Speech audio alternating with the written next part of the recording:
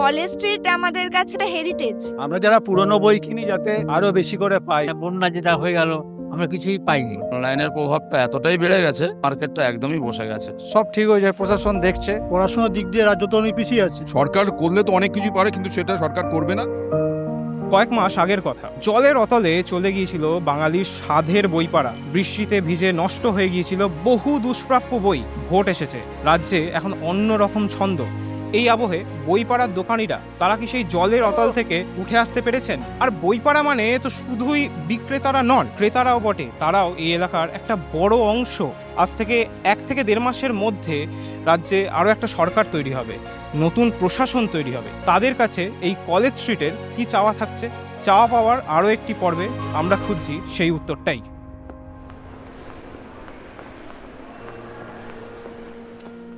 Almost 82 সালের পরে আজকে হয়তো আসলাম হয়তো। তখনকার যে কলেজ স্ট্রিট আর আজকের কলেজ স্ট্রিটের মধ্যে খুব একটা বেশি ফারাক নেই, এবং এই ফারাক এটাই আমাকে সব থেকে বেশি আনন্দ দিচ্ছে। বই পড়া, বইয়ের গন্ধ, এগুলো যে ব্যাপারগুলো, এগুলো আমরা একসময় ফিল করেছি। আজকালকার ইয়াং জেনারেশনের এদের তো সেই জিনিসটা সেভাবে নেই বলে মনে হচ্ছে, কিন্তু এটাই সব নয়। বইপাড়া এখানে কলেজ স্ট্রিট মানে বিভিন্ন দোকান আছে, বিভিন্ন এখানে আমরা বহু সুবিধা পাই। যে কোনো এত দোকানে মানে যে কোনো বই আমাদের ফিরে যেতে হয় না অন্তত। দেখুন, একটা ছোট দোকান হোক বা বড় দোকান হোক, যে দোকানই হোক, এর একজন মালিক থাকবেন, 2জন কর্মচারী থাকবেন, তাদের মান্থলি অন্তত 30,000 টাকা কস্টিং আছে। আগের মতন আর বিজনেস নেই। আগে যেমন বিজনেস খুব ভালো চলতো, হ্যাঁ, লকডাউনের আগে পর্যন্ত খুব ভালো চলেছিল, কিন্তু লকডাউনের পর থেকে আমাদের বিজনেস প্রচুর ঝাড় খেয়ে গেছে। কাস্টমার কম আছে আমাদের এখানে, বিক্রি হচ্ছে না তেমন।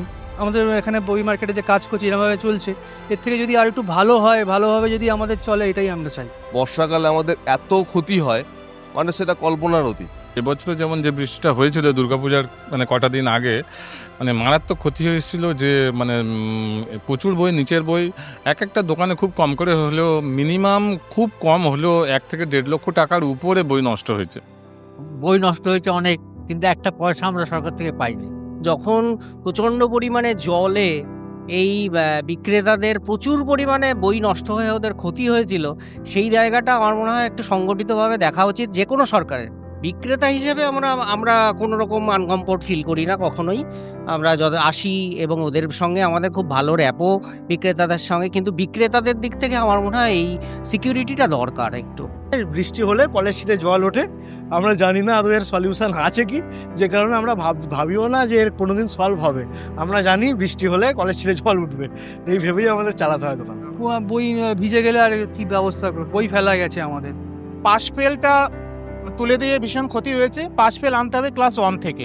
শিক্ষাটা খুব খারাপ জায়গায় চলে যাচ্ছে এবং শিক্ষাকর্মীরা খুব খারাপ অবস্থায় আছে। পড়াশোনার দিক দিয়ে রাজ্য তো অনেক পিছিয়ে আছে। তার মধ্যে যারা শুনলাম 8,200 স্কুল বন্ধ হয়ে যাচ্ছে। গার্ডিয়ান রয়েছে যারা ইংলিশ মিডিয়ামের ছেলেমেয়েদের পড়ান, কেবলমাত্র তাদেরই বই প্রয়োজন হয়। বাংলা মিডিয়ামের ছেলেমেয়েদের বই বিক্রি ভীষণ কম। যে সব বইগুলো আগে CBCS এর বই, সেগুলো এখন বদলে গেছে। এই যে এত বই নষ্ট, এগুলো তো দোকানদারদেরকেই বহন করতে হচ্ছে না। অনলাইনটা হয়ে আমাদের খুব ক্ষতি হয়ে গেছে। মানে আমরা হয়তো সারা 365 দিনের মধ্যে হয়তো খুব বেশি হলে ঠিকঠাক ব্যবসা করি 100 দিন। সারা যা ব্যবসা দেখবেন, বইয়ের মার্কেটে, কাপড়ের দোকান বলুন, জুতোর বলুন, অনলাইন হয় না, বলতে গেলে ইন্ডিয়ার মধ্যে মনে হয় সবার ক্ষতিকারক।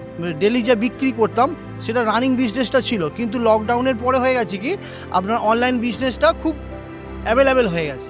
চাওয়া বলতে সরকারের কাছে একটাই আর কি, আগের অবস্থা যাতে ফিরে আসে, কলেজ স্ট্রিটের শিক্ষার অবস্থা যাতে ফিরে আসে, শিক্ষার যাতে ভালো অবস্থা আসে, বা শিক্ষাকর্মীদের কলেজ স্ট্রিট আবার আগের মতন ফিরে আসে। বইগুলোকে রাখার একটা প্রপার জায়গা করে দেওয়া, এইগুলো একটু দেখা দরকার। সরকারের কাছে এটাই আবেদন যে জলটা যাতে আমাদের এখানে মানে হলে যাতে তাড়াতাড়ি নেমে যায়, তাহলে সব দোকানদারেরই অনেক সুবিধা হয়। আমি সরকারকে বলবো, যেমন আগে ছিল, সরকার যেরকম আগে দিত, সরকারি বই যেরকম সরকার পাঠ্য করতো সেরকম পাঠ্য হোক।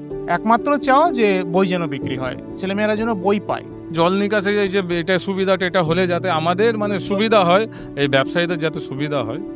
এটা তো আমাদের একটা ঐতিহ্য, এইটা যেন থাকে ঠিকঠাক।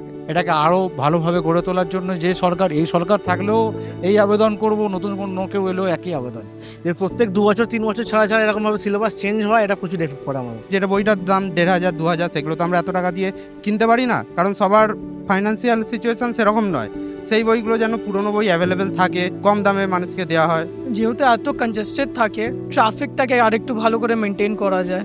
ইভেন একটু স্ট্রিটসগুলোকে আরেকটু অর্গানাইজ করা হলে স্টুডেন্ট, ইভেন যারা বায়াস আছে, প্যারেন্টস গার্জেন্স যারা আসছে, ওদের জন্যও খুব সুবিধা হবে।